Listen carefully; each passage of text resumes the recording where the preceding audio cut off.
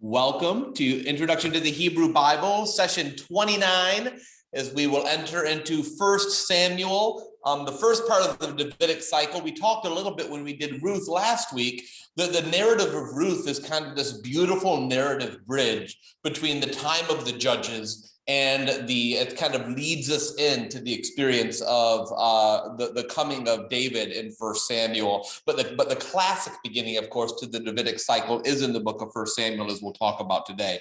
Let's go ahead and begin with a word of prayer, though. The Lord be with you. Yes, with you. Let us pray. My heart exalts in the Lord. My strength is exalted in my God. My mouth derides my enemies because I rejoice in my victory. There is no holy one like the Lord, no one besides you.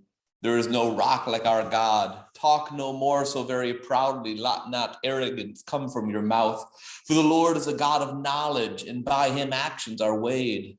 The bows of the mighty are broken, but the feeble gird on strength. Those who were full have hired themselves out for bread, but those who were hungry are fat with spoil. The barren has borne 7, but she who has many children is forlorn. The Lord kills and brings to life. He brings down to Sheol and raises up. The Lord makes poor and makes rich. He brings low. He also exalts. He raises up the poor from the dust. He lifts the needy from the ash heap to make them sit with princes and inherit a seat of honor.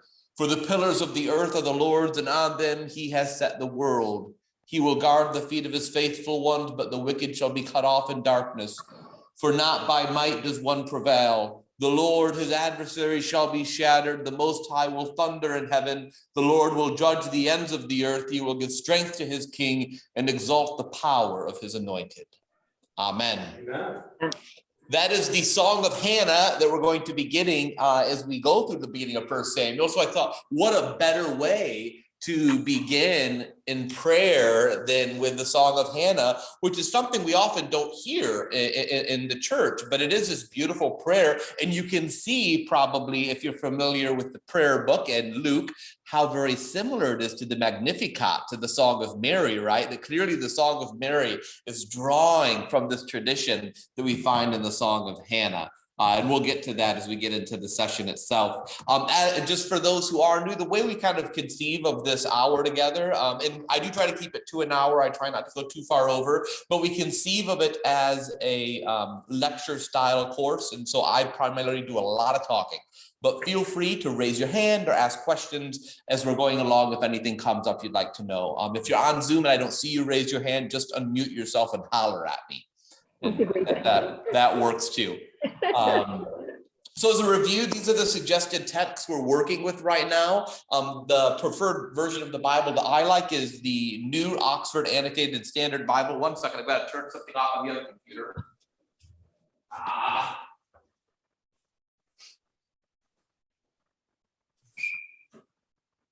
There you go. The Guild Room computer was warning me that I was being recorded, but I kind of knew that. The other text I like is How to Read the Bible Book by Book, a really great 1-volume commentary. Oh, great, you've got a copy of it. Excellent job. You get extra points, Joanne. And then those points are worth nothing, just so you know. They're just worthless. And then we've got 1 and 2 Samuel by Brueggemann. If you don't know Walt Brueggemann, he's really one of the greatest Old Testament scholars of our time. He's pretty much retired at this point now, but he and Stanley Hauerwas were kind of giants in the world of Christian theology and biblical scholarship in the late 20th century. And Brueggemann, good luck finding an Old Testament scholar today who is not indebted to the work of Walt Brueggemann. So this is a fantastic commentary. And I know I always say that with every commentary we do, but I really mean it for this one. And so if you do really enjoy what we're doing, I'd really encourage you to get a copy of it. You won't regret it. But before, yeah, go ahead, Joanne. Can we get that one on Amazon as well? You can, absolutely. Okay. And you can, and that's actually popular enough that even if you didn't want to own it, you could probably get that from a library through interlibrary loan as well. Oh, I build my library. It's fine. Okay, great. That's like me. I'm always adding books to it. Just Don't tell my wife, honey, it's for work. It's for work. That's right. Tell her. So let's review a little bit and see what we remember about the book of Ruth and the blessings and covenant.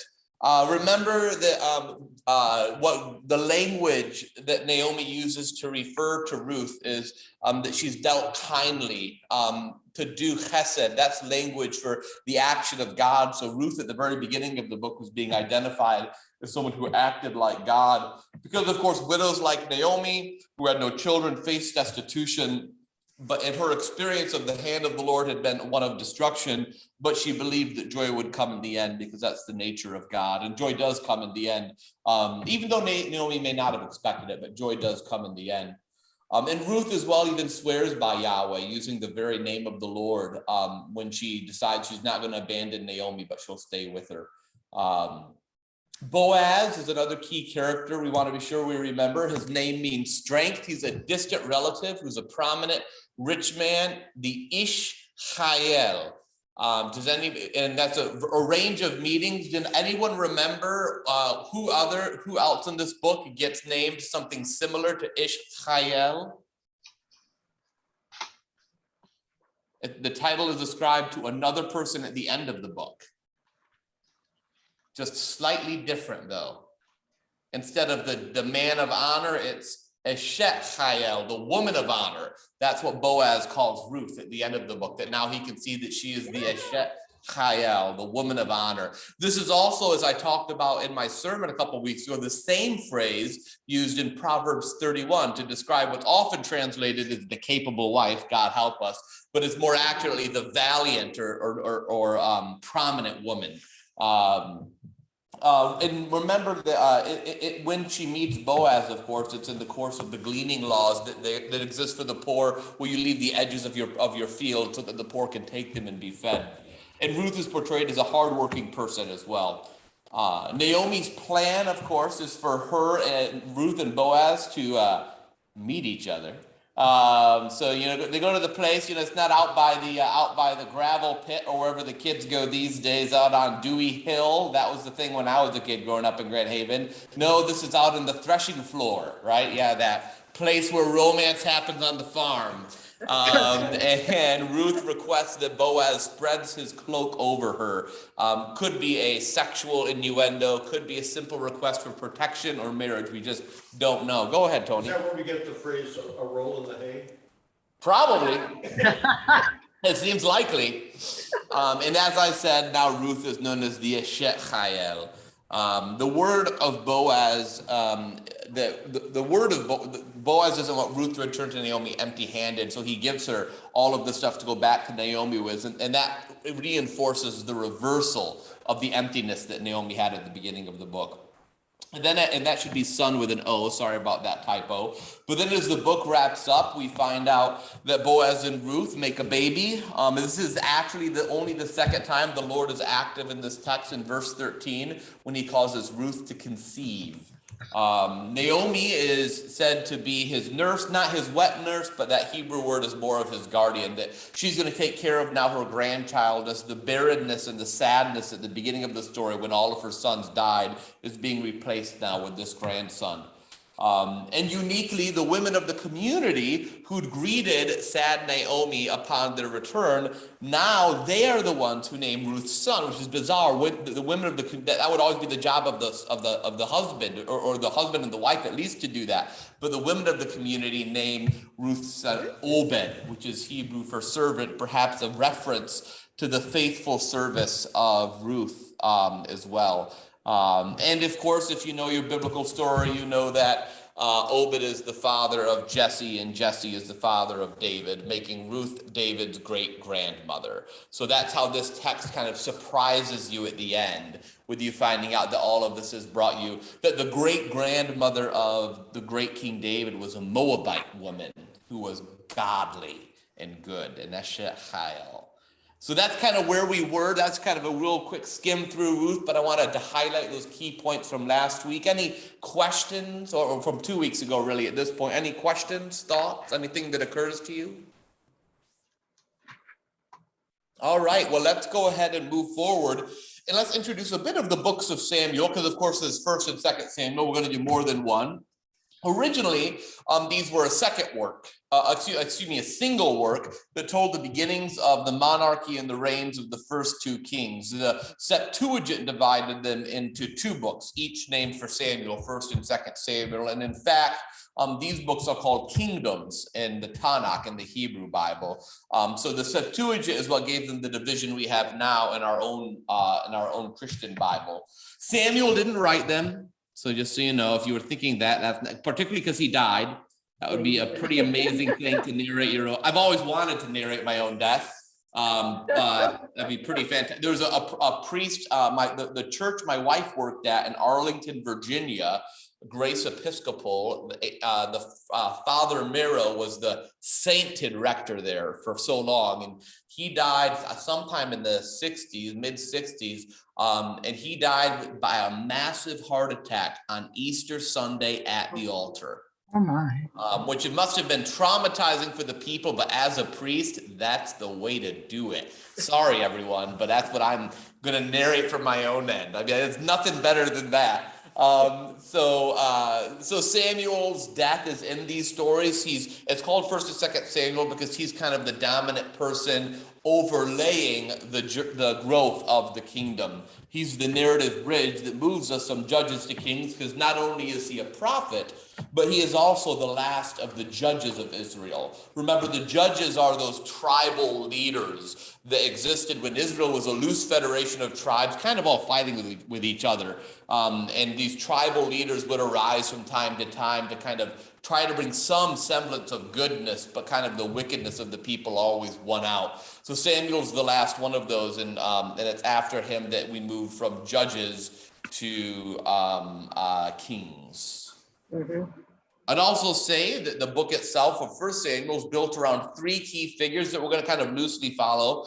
Samuel is chapters 1 through 7. The story of Saul is 8 through 15. And then David is really this whole second half of the book.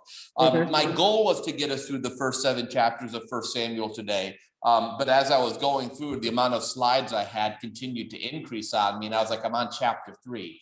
So I don't know, probably won't get as far as that. We might take 2 days to talk about Samuel, but I think that's probably okay. Yeah, it is. Also would say that the books of 1st and 2nd Samuel is generally seen as part of what's known as the Deuteronomic history. This is a history that was composed by the Deuteronomists, likely during the Babylonian exile in the 6th century. It includes Deuteronomy, Joshua, Judges, 1st and 2nd Samuel, and 1st and 2nd Kings. And the way you can tell that it's part of the Deuteronomic history is the Deuteronomic history is a theological history. So it tells the story of the history of God's people, but with very specific theological goals. It's constantly evaluating the story of God's people over and against the principles of the book of Deuteronomy, that second law, which is Deuteronomos, what the book comes from. You could compare that, for example, with 1st and 2nd Chronicles, which is kind of like the communication director's version of history. Much more glowing, much more, oh, look how great everyone is. Whereas a Deuteronomist can be a lot more biting with the theological criticism that they're going to throw in there. So you can see that. That concern for the poor, the orphan, the alien, and the widow that's so essential to Deuteronomy. Similarly, that idea that God will bless you if you keep the law, but you will be punished if you don't keep the law. Key in the Deuteronomic history. And so we'll be kind of seeing that play out. Also, a centrality of Jerusalem and centrality of the Davidic monarchy. There's a lot of thought that during the exile, as the people trying to figure out whatever happened, that we lost our country and, saw our capital and temple burned down. One of the Deuteronomists thought the problem was all of those local shrines. We let people keep worshiping at local shrines instead of making everyone come to Jerusalem. Because in those local shrines, they became, vulnerable to idolatry and syncretism.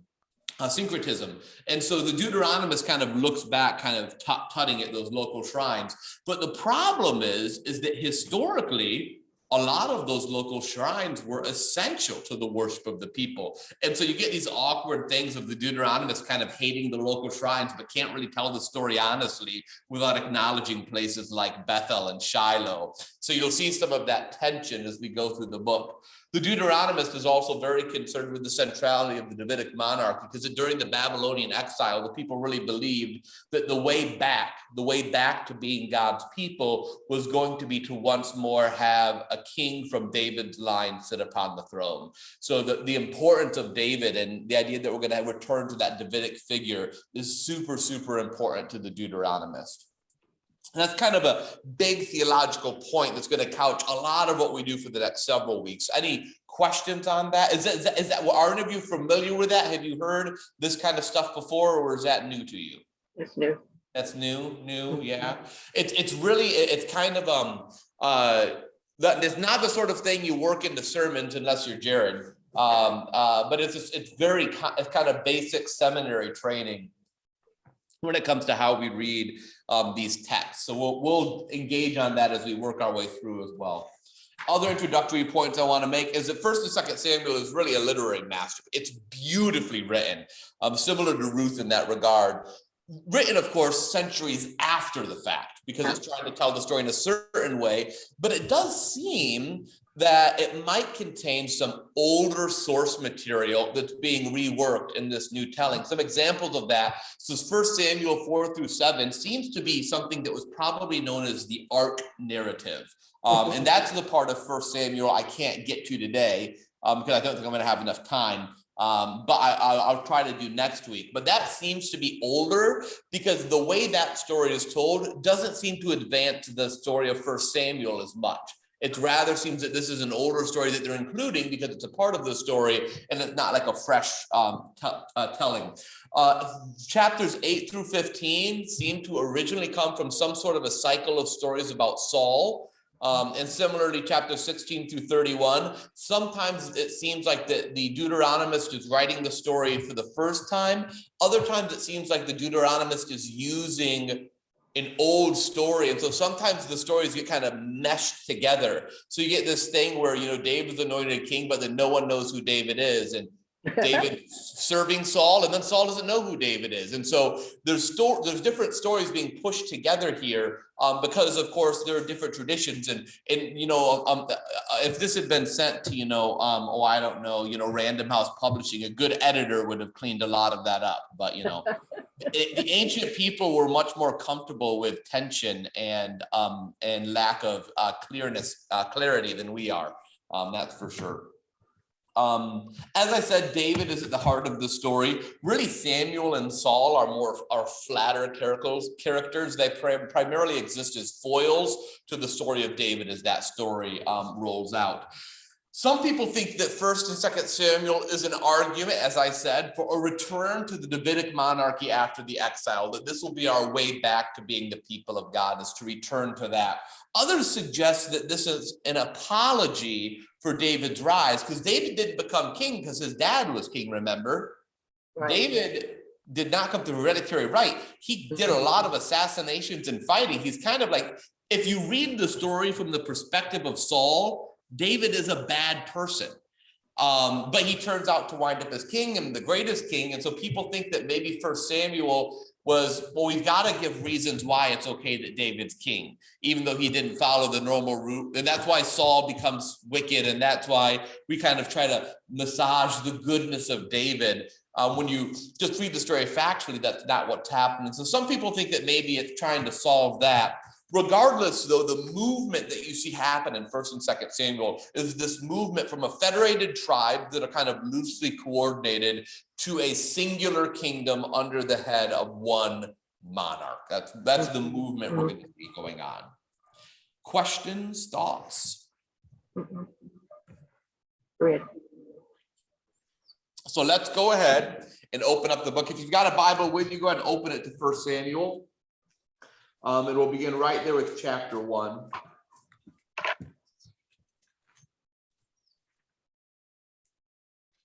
And we'll talk about Samuel's miraculous birth. So we'll begin with the introduction of Hannah. There was a certain man of Ramathaim, a Zuphite from the hill country of Ephraim, whose name was Elkanah, son of Jeroham, son of Elihu, son of Tohu, son of Zuph, an Ephraimite. He had two wives. The name of one was Hannah, and the name of the other was Peninnah. Peninnah had children, but Hannah had no children. So right there, we're setting a lot of things in the scene. Barren women seeking to have a child, right? This is all over in scripture. Sarah, Rebecca, Rachel, Elizabeth, this is a common theme that we see. Because in an ancient world, if you did not have children, your value was cast into doubt.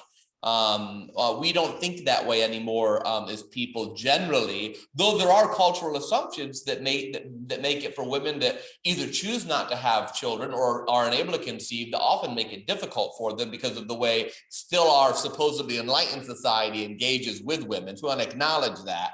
But this is this constant theme of barrenness that exists. Elkanah likely married Peninnah because of Hannah's failure to bear children, because Hannah was his favored wife, as we'll hear later, but they weren't able to have kids, and he needs to continue his line, and so he takes a second wife, Peninnah. And this is very common in the Hebrew scriptures. The polygamy doesn't really go away until around the post-exilic time. Which is always a problem for those people that say we need to return to a biblical view of marriage. I'm really curious what era they're talking about, because there could be some views here that are going to get me in trouble with my wife if that's what we're going to go back to. Continuing on in verse 3. Now, this man, Elkanah, used to go up year by year from his own town to worship and to sacrifice to the Lord of hosts at Shiloh, where the two sons of Eli, Hophni and Phinehas, were priests of the Lord. On the day when Elkanah sacrificed, he would give portions to his wife Peninnah and to all her sons and daughters, but to Hannah he gave a double portion, because he loved her, though the Lord had closed her womb. And her rival used to provoke her severely, to irritate her because the Lord had closed her womb. So it went on year by year. As often as she went up to the house of the Lord, she used to provoke her. Therefore Hannah wept and would not eat. Her husband Elkanah said to her, Hannah, why do you weep? Why do you not eat? Why is your heart sad? And am I not more to you than 10 sons? So Hannah is portrayed as the favored wife, like I said, despite her barrenness. That's also a constant theme in scripture, right? The lesser, supposedly lesser person is the more favored. So you can think of the story of Rachel and Leah. Even though Rachel is beautiful, Leah is the one with dim eyes. Rachel's the one that her husband really wanted. Leah, the dad kind of threw in trickily. But it's through Leah the Davidic line comes, not through Rachel. So God favoring those who were unfavored, and is this constant theme in scripture, and that's happening right here once more with Hannah. Likewise, at the end of Judges, Israel is favored by Yahweh, though seemingly without hope. So scholars think that we are meant to see the people of Israel in the person of Hannah. But in the same way that Hannah is harassed and feels like there's no future for her, by the end of the Judges, after just wickedness, and the cycle of evil is continued, the people of Israel are this loose federation of tribes with no seeming real future, and yet God still favors them. And that there's kind of a parallel being drawn between the people of Israel and the people of Hannah, the person of Hannah in this story. As I said, though Peninnah mocks Hannah, God seems to have abandoned Hannah, is how it feels to Hannah, which is once again a theme that we have in scripture, of a feeling that you've been abandoned by God, but then you just gotta keep going. You just haven't gone far enough in the story yet. And Elkanah is kind of an idiot, let's be clear. Am I not more to you than 10 sons? Let me be clear, if your wife struggles with fertility, don't say, why don't I matter to you? It's not about you, Elkanah. That's not what this is. I mean, it's such a typical husband response. I kind of appreciate the honesty and stupidity of it. But as many of you know, Bethany and I struggled with fertility for many years before we had Lucy. And if I would have said to Bethany, well, come on, honey, aren't I better than kids? She would have smacked me. That's not a helpful thing. So don't take your cues from Elkanah in this story. Don't marry someone else if your wife can't have kids. And certainly don't tell her that you better be enough. Because Elkanah, this is why you're not enough right here. You just keep talking and you're telling everyone why it is that poor Hannah needs to have kids.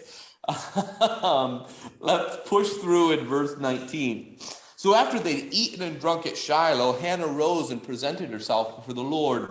Now Eli was sitting on the seat beside the doorpost of the temple of the Lord, and she was deeply distressed and prayed to the Lord and wept bitterly. She made this vow: O Lord of hosts, if only you will look on the misery of your servant and remember me, and not forget your servant, but will give to your servant a male child, then I will set him before you as a Nazirite until the day of his death. He shall drink neither wine nor intoxicants, and no razor shall touch his head. And as she continued praying before the Lord, Eli observed her mouth, and Hannah was praying silently, only her lips moved, but her voice was not heard. Therefore Eli thought she was drunk. So Eli said to her, how long will you make a drunken spectacle of yourself? Put away your wine. What a pastor. But Hannah answered, no, my Lord, I'm a woman deeply troubled. I've drunk neither wine nor strong drink, but I've been pouring out my soul before the Lord. Do not regard your servant as a worthless woman, for I've been speaking out of my great anxiety and vexations all this time. And Eli answered, go in peace, and the God of Israel grant the petition you've made to him.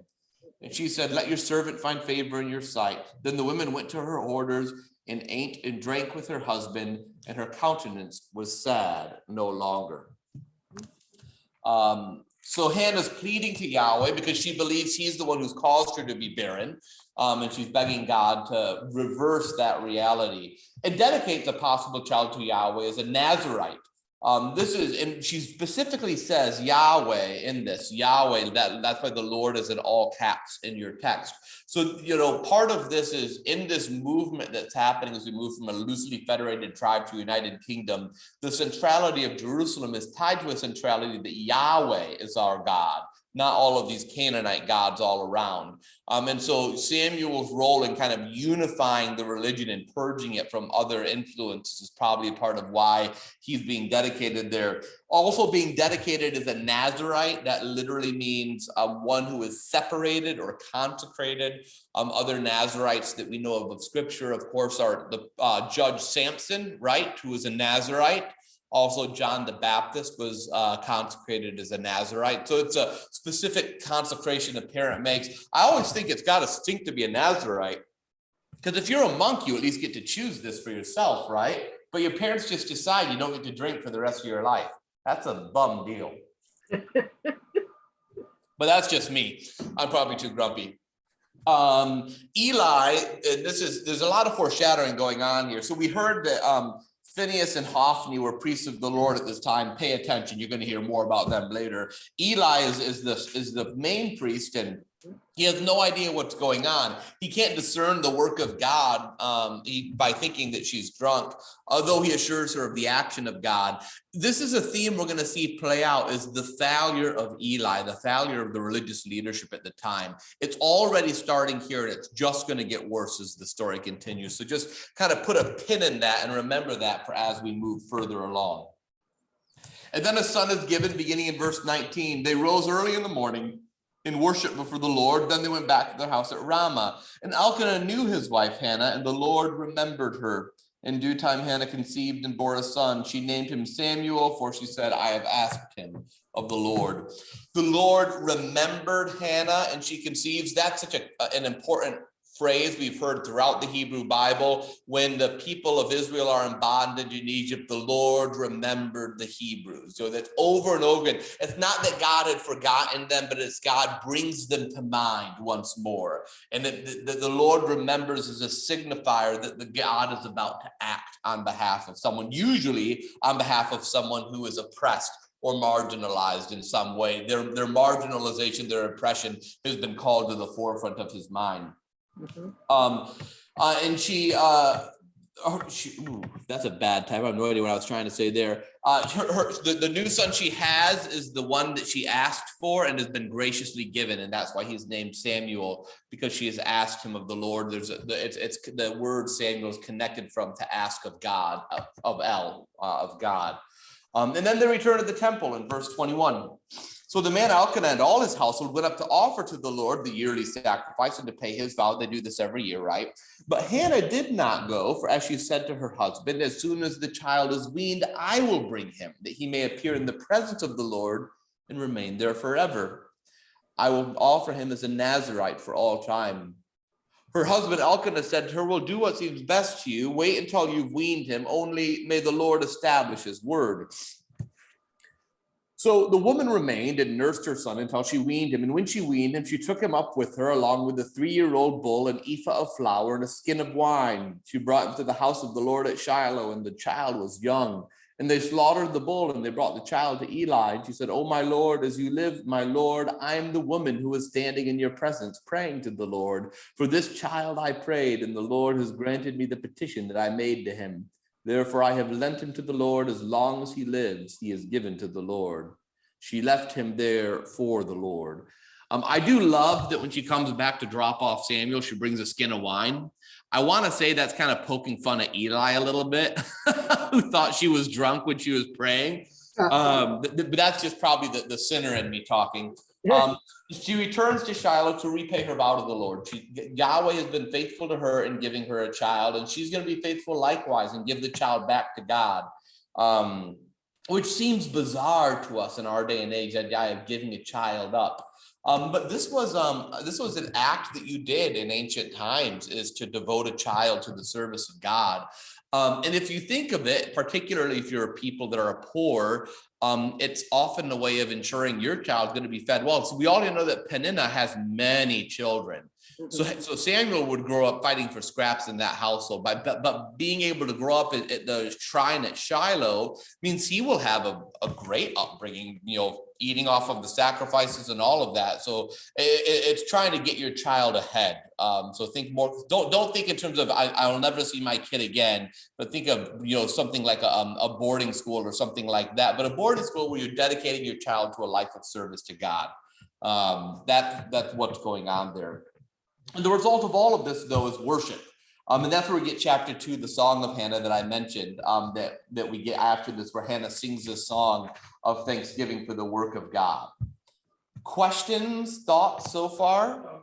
Yeah, Tony, go ahead. She goes to Shiloh, right? And this is pre-temple. Right? This is pre-temple. Several, like a generation or so before the temple. Yeah, the temple's not built until the time of Solomon. So Shiloh is one of the ancient shrines. Shiloh, Bethel, kind of two of the key shrines where a lot of the worship of God took place. This is where sacrifices were done. So exactly. It's sort of a pre-temple type of arrangement. Yeah, they're literally high places. So what you would do in Canaan is you would and that's literally like the Hebrew word is a high place. What's the word? It's makom is place. Can't remember the word for high though. But anyways, the point being that there would be upon these hills where you would set up these shrines for worship of God. And the argument of the Deuteronomist is these high places were prone to syncretism, that you start worshiping God, but then you start worshiping God and maybe Baal and maybe Asherah and all of this other stuff. But there's not a really good argument for that being likely historically. It seems much more like there was a political resistance to the high places because they never really fully died out despite the attempt to centralize worship in Jerusalem. If you're interested in this, there's a really good book. Let me pull up the name of it here.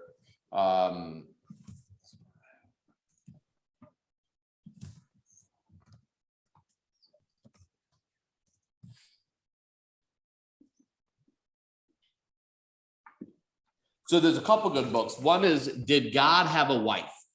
Archaeology and Folk Religion in Ancient Israel, that kind of makes an argument that Yahweh did have a consort in ancient Israel folk religion that kind of gets pushed away. That's the first one, and the other one is let me bring up my library. The other one I've got in my library because that's the one that's the more kind of, it's the older, the more kind of classic text on this folk. Come on.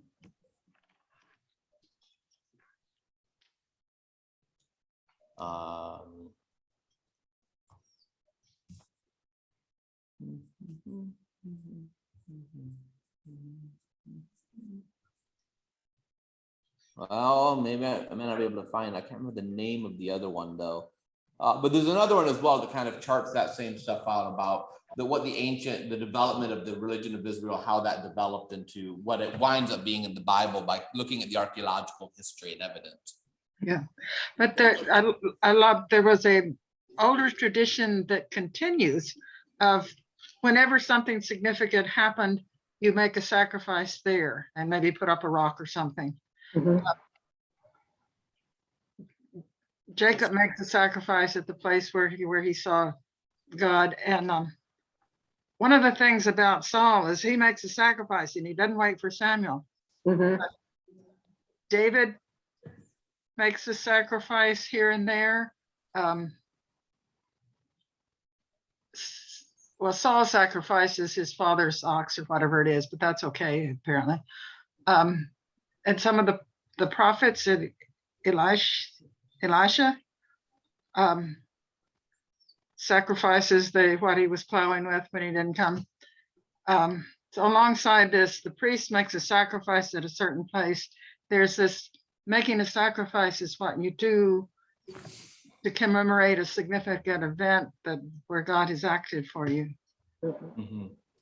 Yeah, and it moves from, I make a sacrifice on my own as a gift to God, to I have to go to one of the high places or the shrines to make the sacrifice, and the priests there are the ones who make the sacrifice, and they get kind of that's what feeds them as they eat the meat of the sacrifices, to centralizing it all sacrifices must take place only at Jerusalem as the only authorized place of sacrifice. But you're right, I mean, when you read the biblical narrative, you can tell that, if that wasn't the case, and it was never really followed. A lot of scholars think that there was never a time worship was actually centralized in Jerusalem.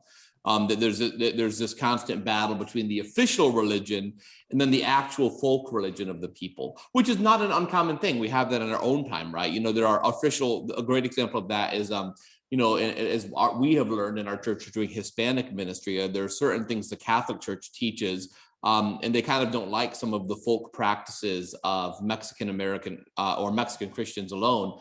But those folk religious practices rise up, and they become very deeply important to the people. Woe upon the church leadership who ignores the folk religion of the people because they think they know better.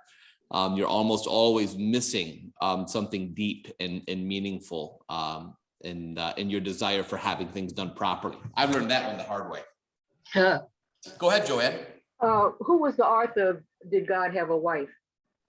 Yeah, I'll bring that up again. That was I'm sorry, I didn't catch that. you'll find William Dever, D-E-V-R, William Dever. Okay. And this came out in 2008.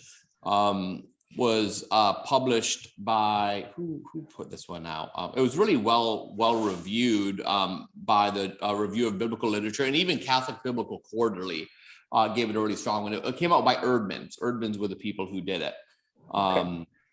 So it's really the first book ever done by an archaeologist on ancient Israelite religion, which makes it really fascinating. That he really tried very hard to rely upon the archaeological record. Fascinating stuff. Cool. All right. Let's push along in the story a little bit and tell a little more of Samuel. I already did a son is given. I already did that one. There we go. Call of Samuel is the next thing we're going to do here. We're going to jump to chapter 3, verse 1. Now, the boy Samuel was ministering to the Lord under Eli. The word of the Lord was rare in those days, and visions were not widespread. Oh, this is a literary masterpiece. Like I told you all, it's just in the way it's kind of foreshadowing out of the story. The word of the Lord was rare. Visions are not widespread. This is kind of the state of religion at this time near the end of the Judges. There's some problems here. The point of this narrative is not only to discredit the foul house of Eli, which we're going to see happen in this next few verses, but also to point to the authenticity of Samuel as the new leader, because in a time when the word of the Lord is rare and visions aren't widespread, Samuel is someone who hears the Lord with great clarity, as we'll see. So we'll begin and continue with verse 2. At that time, Eli, whose eyesight had begun to grow dim so that he could not see, was lying down in his room. The lamp of God had not yet gone out, and Samuel was lying down in the temple of the Lord where the ark of God was. And the Lord called, Samuel, Samuel. And Samuel said, here I am. And he ran to Eli and said, here I am, for you called me. But Eli said, I did not call you. Lie down again. So he went and lay down. The Lord called again, Samuel. Samuel got up and went to Eli and said, here I am, for you called me. But Eli said, I did not call you, my son, lie back down again. Now Samuel did not yet know the Lord, because the word of the Lord had not yet been revealed to him. And the Lord called Samuel again a third time, and he got up and went to Eli and said, here I am, for you called me. Then Eli perceived that the Lord was calling the boy. Therefore Eli said to Samuel, go lie down, and if he calls you, you shall say, speak, Lord, for your servant is listening. So Samuel went and lay down in his place. Now the Lord came and stood there, calling as before, Samuel, Samuel. And Samuel said, speak, Lord, for your servant is listening. So just in the same way that Eli misunderstood what was going on with Hannah, he's not much better with Samuel. This is a child in the temple of the Lord hearing the voice of God, and the priest can't believe God would talk. Does not that say something about what it's like to exist in religion sometimes? That God is speaking, the priest is like, go back to bed. Now I want to say as well, I have tremendous affection for Eli, because I have a 5-year-old daughter right now, and she comes downstairs. She will find any reason to come downstairs. She has not yet tried the excuse of God's talking to me. If she does, I better not send her back to bed. I better tell her to listen up. Samuel's authority here as prophet is cemented on the fact that he is able to hear and respond to God's voice in a way that no one else is able to at this time. And and what he hears then continues in the judgment beginning in verse 11. So the Lord said to Samuel, see, I am about to do something in Israel that will make both ears of anyone who hears of it tingle. On that day I will fulfill against Eli all that I have spoken concerning his house from beginning to end. For I have told him that I am about to punish his house forever for the iniquity he knew, because his sons were blaspheming God and he did not restrain them. Therefore I swear to the house of Eli that the iniquity of Eli's house shall not be expiated by sacrifice or offering forever. So the message of God is the fall of the house of Eli. Samuel has grown great. Grown gadol is the Hebrew word for that, growing up, that we're seeing happening here. And the same word is used to describe the sin of Eli's sons, which is also great and gadol. And we kind of skipped over the second part of chapter 2 because I'm trying to get us through the book. But what we skipped over was this big part of the narrative that describes the nature of the service of Hophni and Phinehas. They are literally described in chapter 2, verse 12 as scoundrels. That's literally the word it uses, who had no regard for the Lord. What they would do is when someone was coming to offer a sacrifice, while the meat was boiling, they would put the fork in to take out what you get, and you take what you get. That's the way it works. But what they would do instead is and you do that as well before the fat's burned. You would do this. But what they were doing with the Eli sons is they're coming in from the very beginning and they're taking the choicest parts of the meat for themselves before it's even been offered and sacrificed to God. And people would say, well, at least let me burn the fat off. And they say, nope. Give it to us now, or if you don't, we'll take it by force. So the sin of these men is horrible. And it contrasts in chapter 2 with Samuel, who's ministering before the Lord, simply wearing a linen ephod. His mom used to make him a robe every year and bring it. Yeah. Beautiful as that. Every year she'd bring him a Lord. And so he is ministering faithfully at the same time. And it's even worse, because then it goes on, and Phinehas and Hophni, his sons, are literally, the women would come to worship and they're sleeping with them. They're committing sexual violence against women who are coming to worship. And Eli confronts him. Why are you doing this? You can't do this. You're not just sitting against people. You're sitting against God himself with this blasphemy. But they won't listen because They're that horrible. Samuel, though, continues to grow in strength and stature. And God says to Eli, I made you, I brought you here. But because of what's happened, I'm going to raise up a new priest. And it's after that we get this call. So when Samuel, the boy Samuel, says to Eli, God is going to strike down your house, this is not news to Eli.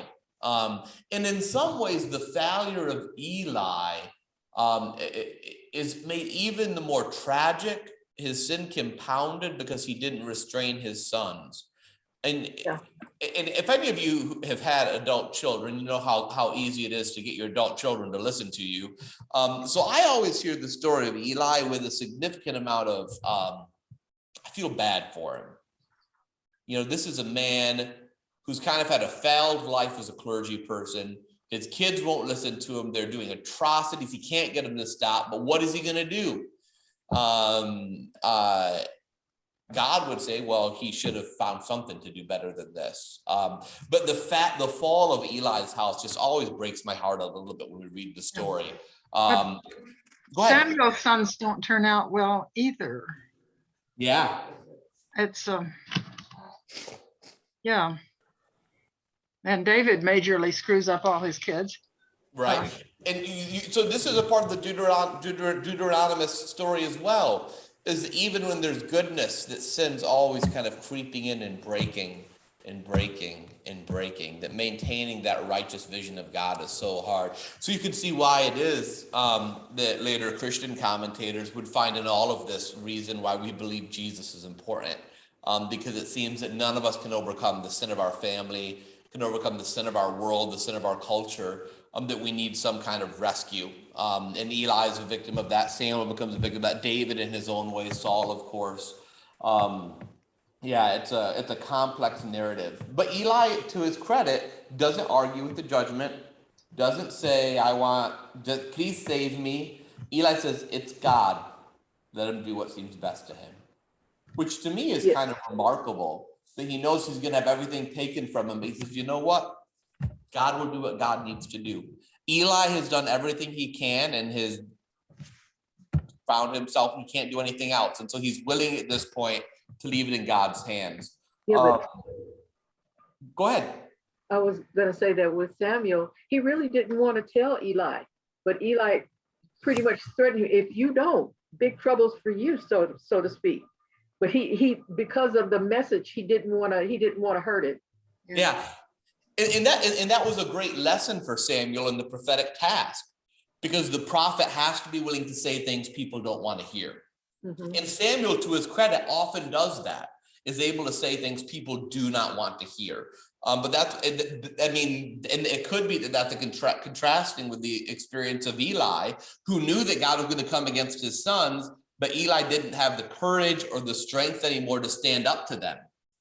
In the same way that this little tiny boy can stand up to his mentor and be like, this is what's happening, even though he didn't want to. So it's almost like a final gift that Eli gives Samuel by telling Samuel, even if it's horrible, you've got to say it, you've got to speak, because Eli knows what happens when you don't do that. It's a great last gift to the boy. And that is perfect timing. That's as far as I thought we would get tonight. So we've got a few minutes left. Comments, questions, things you notice in the story? The story was fascinating. You know, how it's presented. It's a good read.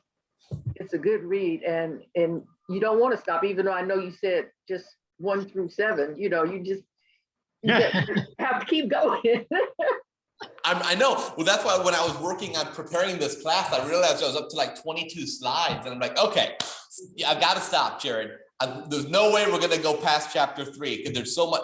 And it is. I find often in Scripture there are sections of the text that are so theologically rich that you can't really skip. I tried to skip a portion of chapter 2 and I couldn't help myself because I had to Go explain back. what you missed in chapter 2. There are other parts of the Hebrew Bible that you can maybe skip a little and survive and still get the narrative. But this part of 1 Samuel, it's kind of like, you know, when you're watching a movie with someone for the first time, and those first 5 minutes, if you don't watch them, you're going to be confused the entire rest of this movie. Exactly. 1 Samuel, like if you don't pay attention to the first 3-4 chapters, you're gonna have no idea what's going on the rest of the story. So thanks for belaboring it with me a little bit.